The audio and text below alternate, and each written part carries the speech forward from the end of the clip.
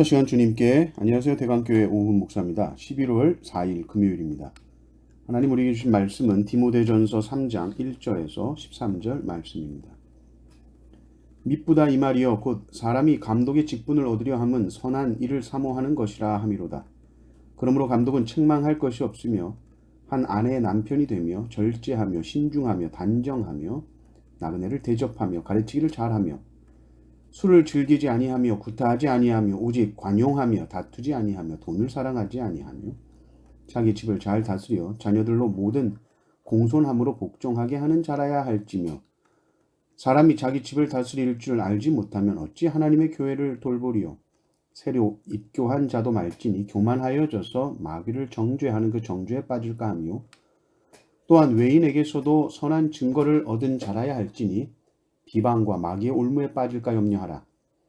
이와 같이 집사들도 정중하고 일구이연을 하지 아니하고 술에 임박히지 아니하고 더러운 일을 탐하지 아니하고 깨끗한 양심에 믿음의 비밀을 가진 자라야 할지니 이에 이 사람들을 먼저 시험하여 보고 그 후에 책망할 것이 없으면 집사의 직분을 맡게 할 것이요. 여자들도 이와 같이 정숙하고 모함하지 아니하며 절제하며 모든 일에 충성된 자라야 할지니라. 집사들은 한 아내의 남편이 되어 자녀와 자기 집을 잘 다스리는 자일지니 집사의 직분을 잘한 자들은 아름다운 지위와 그리스도 예수 안에 있는 믿음의 큰 담력을 얻느니라. 아멘. 하나님께서는 만물을 새롭게 하시기 위해서 당신의 교회를 사용하십니다. 그리고 그 교회는 직분자들을 통해서 세워지죠. 오늘 말씀을 보면 감독은 어떤 사람이 되어야 하는가 라는 것에 대해서 알려주는데 신약 성경에서는 감독이다라고 하면 장로를 말합니다.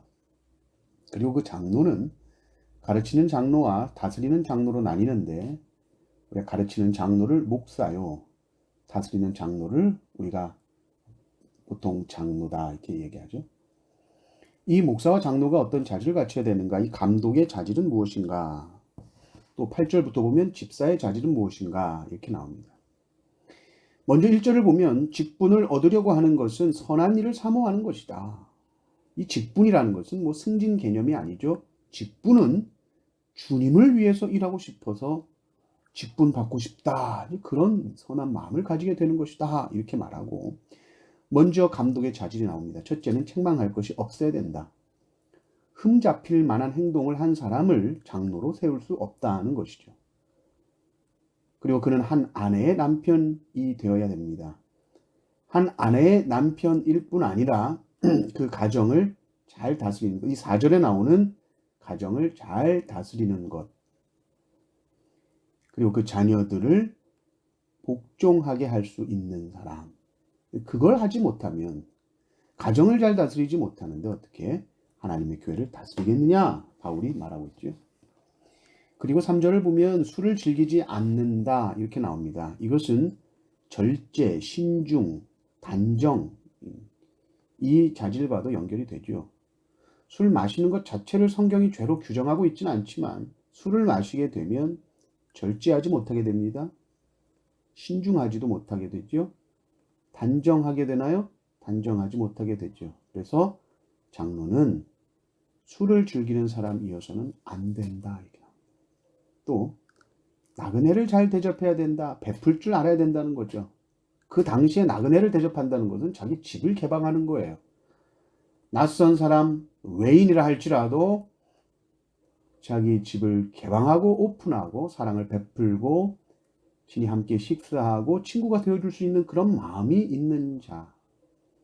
감독의 자격이 있다. 또 관용해야 된다. 너그러워야 되고 다투지 않아야 된다. 장로는 교회 안에서 서로 여러 다양한 사람들이 다양한 의견들을 가지고 충돌하는 경우들이 많기 때문에 그것이 갈등으로 커지지 않도록 다툼 없이 조화롭게 그 의견들이 수렴되는 그 일에 장로가 중요한 역할을 해야 되기 때문에 잘 다투는 사람은 장로의 자격이 없습니다. 또 가르치기를 잘해야 된다. 가르치기를 잘해야 되는 것도 이것은 믿지 않는 자에게 복음을 잘 전해야 하기 때문입니다.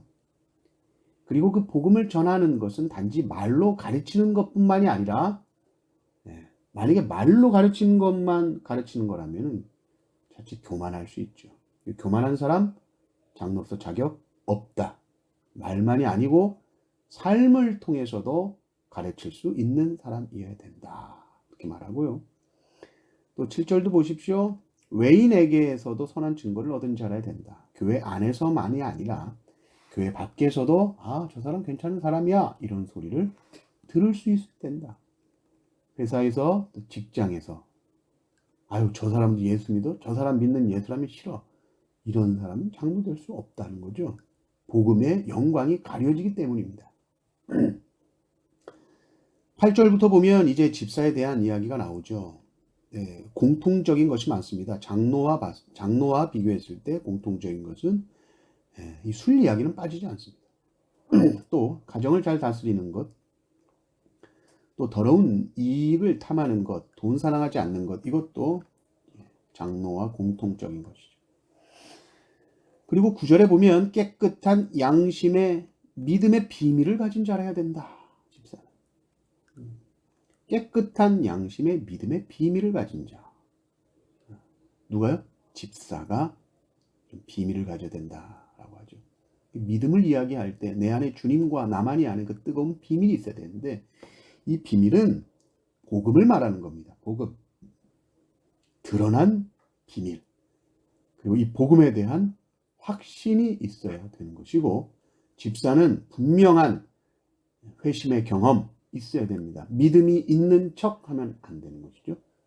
참 믿음을 가지고 있어야 된다. 그러면 이 집사의 직분을 잘 감당하면 13절에 보니까 상급을 받는데 두 가지를 받습니다. 하나는 아름다운 지위를 얻게 된다. 이것은 세상적인 지위가 아니다. 영적인 지위. 그래서 성도들로부터 존경과 칭송을 받게 된다. 이 상이 사모가 되십니까? 또 두 번째 상을 보니까 그리스도 예수 안에 있는 믿음의 큰 담력을 얻는다. 믿음이 세진다 더. 이게 상이라는 거예요. 더 확신 있게 복음을 전할 수 있게 된다. 더 믿음이 담대해진다. 이 상이 사모가 되신다면 집사의 자격이 있는 분이십니다. 이 항목 다시 하나하나 찬찬히 읽으시면서 자신을 점검해 보시기를 바랍니다. 물론 이 자격이 완벽해서 직분받은 사람은 하나도 없을 것입니다. 오직 주님께서 우리를 충성되이 여겨주셔서 연약함에도 부족함에도 직분을 맡겨주셨습니다. 그 은혜에 항상 감사하며 오늘도 직분자로서 신실하게 살아가시기를 주님의 이름으로 축원합니다. 아멘.